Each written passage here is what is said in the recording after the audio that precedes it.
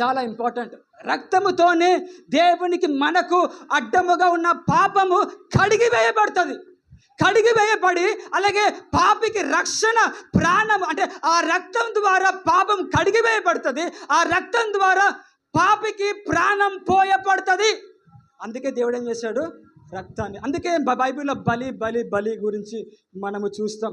అంటే నేను చెప్పాను కదా, ఈ రక్తం ఏం చేస్తుందంటే దేవునికి మనకు మధ్యలో ఉన్న ఏం చేస్తుంది? పాపాన్ని తొలగించి ఏం చేస్తుందంటే పాపికి మనకున్న బంధాన్ని మరలా ఒకటి చేస్తుంది. అందుకే ఆ మాటను ఏమంటారంటే అటోన్మెంట్ అంటారు ఇంగ్లీష్లో.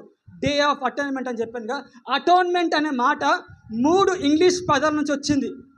దాని అర్థం, ఇంగ్లీష్ పదం అంటే at one meant. At one meant అనే అర్థం ఏంటంటే తెగిపోయిన బంధము మరలా ఒకటి. At one meant, at one with God. అందుకే అటోన్మెంట్, ప్రాయశ్చిత్తం అంటే అదే, అంటే పాపాన్ని కడిగి వేయడం.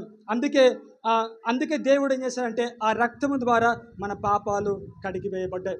అంటే నేను ఎందుకు ఇవన్నీ చెప్తున్నాను